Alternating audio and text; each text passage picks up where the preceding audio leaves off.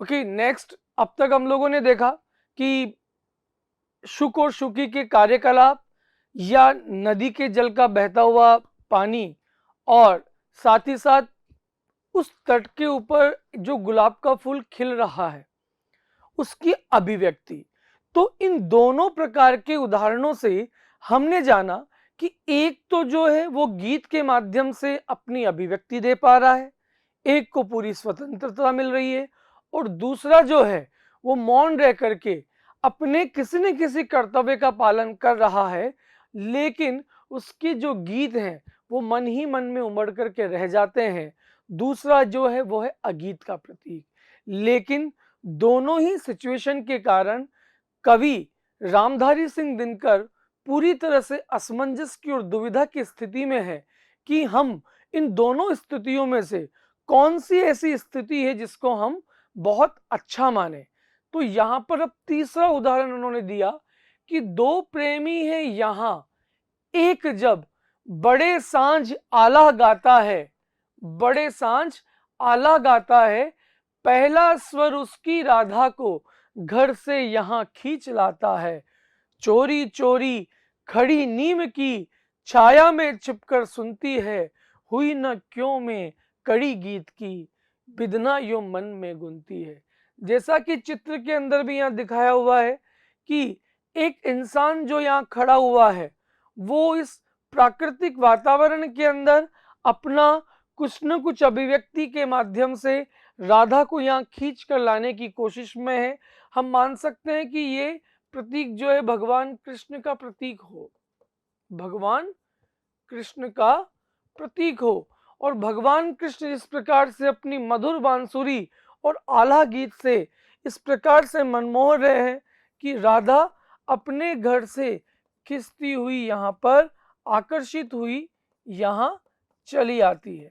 तो यहाँ पर एक जो है अभिव्यक्ति दे रहा है, कृष्ण का तो अभिव्यक्ति देना, और चुपचाप रहकर मौन रह करके उस गीत के स्वर में, उस गीत के भावों में अपने आप को मिक्स कर लेना, ये जो हुआ ये अगीत का प्रतीक हुआ।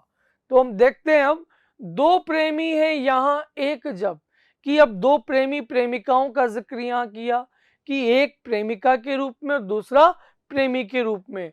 तो हम कह सकते हैं दो प्रेमी अर्थात एक तो हुआ प्रेमी और दूसरा हुआ प्रेमिका के रूप में। तो जो प्रेमी है, जो प्रेम के माध्यम से प्राकृतिक वातावरण का संदेश देना चाहता है, वो सांझ के समय, सांझ मतलब संध्या के समय, सायंकाल के समय, जब सूर्यास्त का समय होता है तो उस समय प्राकृतिक वातावरण की छटा, उस सूर्यास्त के समय का उच्च बिंदु, कहीं ना कहीं उसको देख करके आला नामक गीत वह प्रेमी गाने लगता है। आला एक प्रकार का ऐसा गीत जो संध्या के समय ही किसानों के द्वारा, ग्वालों के द्वारा गाया जाता है, ताकि उस प्राकृतिक वातावरण से उसका मन और ज्यादा प्रफुल्लित होने लगे।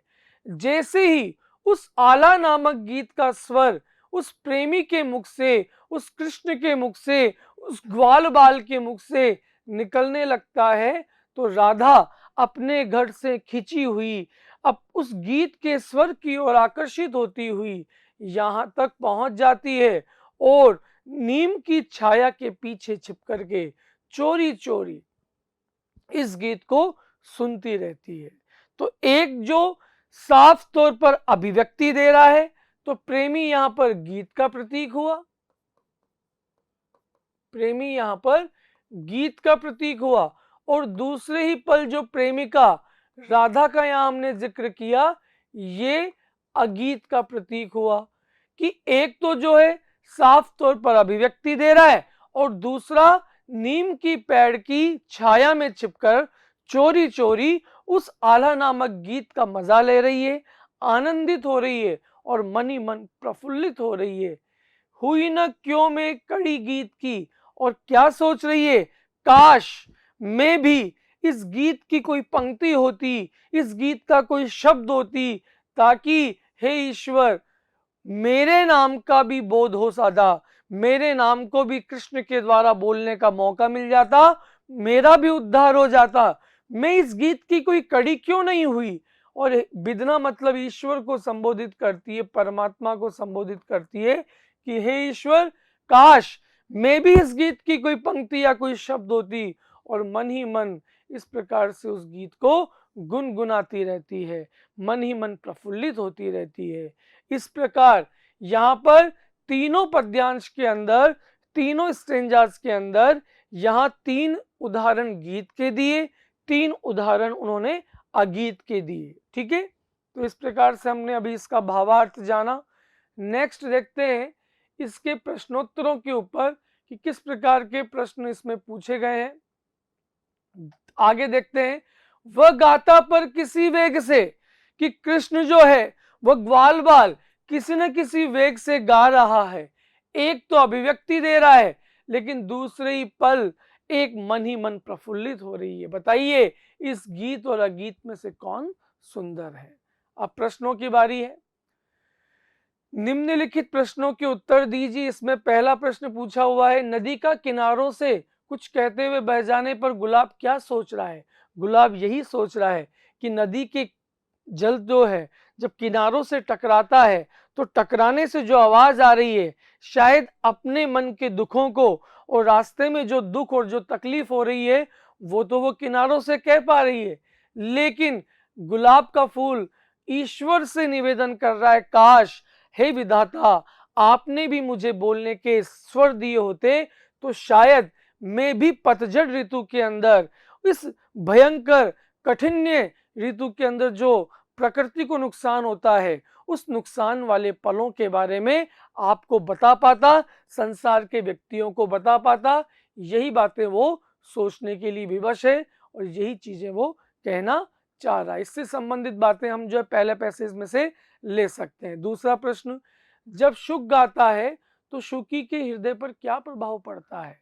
कि शुक प्रफुल्लित होकर, आनंदित होकर उस वासंती किरण के कारण मन ही मन नी गा करके अभिव्यक्त कर रहा है संपूर्ण वातावरण के अंदर, लेकिन दूसरे ही पल शुकी जो है वो अपने पंखों को फैलाकर उन अंडों की देखभाल कर रही है, और मन ही मन उसके जो गीत हैं वो मन में ही उमड़ करके रह जाते हैं, लेकिन फिर भी वो बहुत खुश है। तो यहाँ पर शुकी भी गाना चाहती है, लेकिन इस समय वो अपने दूसरे कर्तव्य के पालन पर है। तो शुकी के हृदय पर एक ही प्रभाव पड़ता है कि वो गाना तो चाहती है, लेकिन उसके गीत मन ही मन उमड़ करके रह जाते हैं। प्रेमी जब गीत गाता है तो प्रेमिका की इच्छा क्या होती है? प्रेमिका की इच्छा होती है कि वह भी गाए, काश वह भी इस गीत की कोई पंक्ति होती, ताकि कृष्ण के द्वारा उसके नाम का जब उच्चारण होता तो कहीं न कहीं उसका भी उद्धार हो जाता। इस प्रकार की इच्छा उसकी हो रही है कि वह भी काश इस गीत से संबंधित कोई बातों में जुड़ी हुई होती।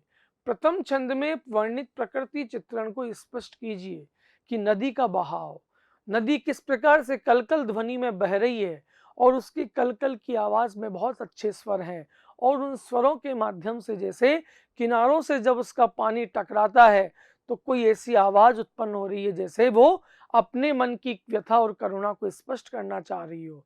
दूसरे ही पल पाटल, जो एक गुलाब का फूल वहां पर खिला हुआ है, वो ये सब गतिविधियां देख रहा है, और उसके माध्यम से जैसे वो कुछ कहना चाह रहा हो कि काश विधाता ने मुझे भी स्वर दिए होते।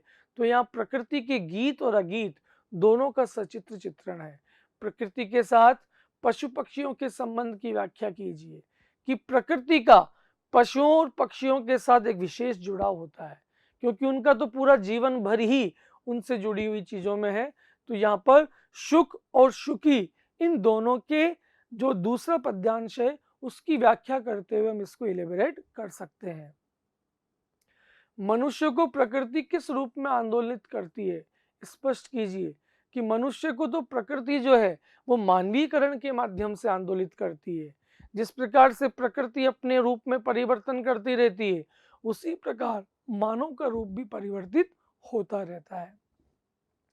सभी कुछ गीत है, अगीत कुछ नहीं होता, या कुछ अगीत भी होता है, क्या है? यहाँ पर तीनों को आप इलेबोरेट करो। गीत कौन कौन है? गीत हुआ नदी का बहता हुआ जल, दूसरा हुआ शुक के द्वारा गाया जाने वाला गीत, और तीसरा हुआ एक प्रेमी अर्थात ग्वाल बाल के द्वारा गाए हुए संध्या के समय आल्हा नामक गीत। दूसरी पल गीत को स्पष्ट करो। किनारे पर खड़ा पाटल यानी गुलाब का पुष्प, जो कि मूक रूप में सब कुछ सुन रहा है, बोलना चाह रहा है, लेकिन विधाता ने स्वर नहीं दिए। दूसरा, शुकी के द्वारा अपने कर्तव्य पालन दिखाते हुए वहां पर उसको दिखा सकते हो। तीसरा, राधा के द्वारा उस गीत के भर जो स्वर हैं वो मन ही मन उमड़ करके रह जाना।